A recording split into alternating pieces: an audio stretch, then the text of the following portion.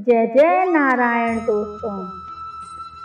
वराह अवतार भगवान विष्णु के 10 अवतारों में से तीसरा अवतार है, जो भाद्रपद में शुक्ल पक्ष की तृतीया को अवतरित हुए। वराह अवतार की कथा प्रारंभ करते हैं। हिरण्याक्ष और हिरण्यकश्यपु ने जब दिति के गर्भ से जुड़वा रूप में जन्म लिया तो पृथ्वी कांप उठी। हिरण्याक्ष और हिरण्यकश्यपु दोनों पैदा होते ही बड़े हो गए और अपने अत्याचारों से धरती को कपाने लगते हैं। हिरण्याक्ष और हिरण्यकश्यपु दोनों बलवान थे, फिर भी उन्हें संतोष नहीं था। वे संसार में अजयता का और अमरता का वरदान प्राप्त करना चाहते थे। हिरण्याक्ष और हिरण्यकश्यपु दोनों ने ब्रह्मा जी को प्रसन्न करने के लिए बहुत बड़ा तप किया। उनके तप से ब्रह्मा जी प्रसन्न हुए।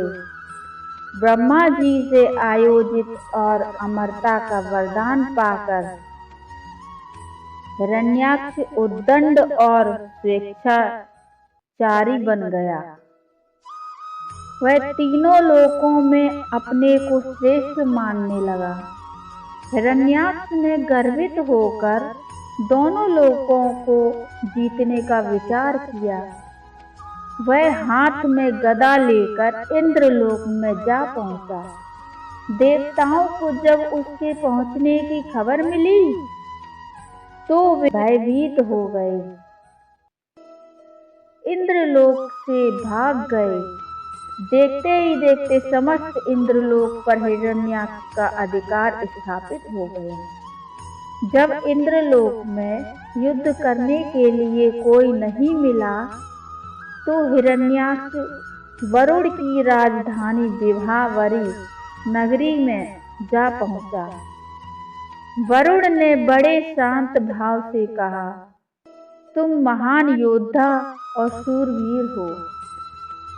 तुमसे युद्ध करने के लिए मेरे पास शौर्य कहाँ है।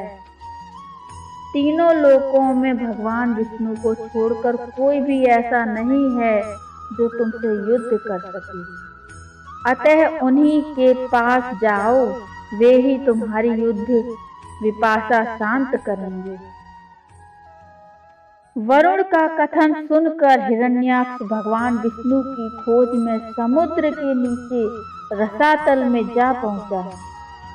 रसातल में पहुंचकर उसने एक विस्मयजनक दृश्य देखा। उसने देखा एक वराह अपने दांतों के ऊपर धरती को उठाए हुए चला जा रहा है। हिरण्याक्ष वराह को लक्ष्य करके बोल उठा, तुम अवश्य ही भगवान विष्णु हो। धरती को रसातल से कहाँ ले जा रहे हो? यह धरती तो दैत्यों की उपभोग की वस्तु है, इसे रख दो। तुम अनेक बार देवताओं के कल्याण के लिए दैत्यों को छल चुके। आज तुम मुझे छल नहीं सकोगे। फिर भी भगवान विष्णु शांत नहीं रहे। उनके मन में रंच मात्र भी क्रोध पैदा नहीं हुआ। वे वराह के रूप में अपने दांतों पर धरती को लिए हुए आगे बढ़ते रहे। हिरण्याक्ष भगवान वराह रूपी विष्णु के पीछे उन्होंने रसातल से बाहर निकालकर धरती को समुद्र से ऊपर स्थापित कर दिया। हिरण्याक्ष उनके पीछे लगा हुआ था। अपने वचन बाणों से उनके हृदय को बेध रहा था। तीखे तीखे वचन बोल रहा था। भगवान विष्णु ने धरती को स्थापित करने के बाद हिरण्याक्ष की ओर ध्यान दिया।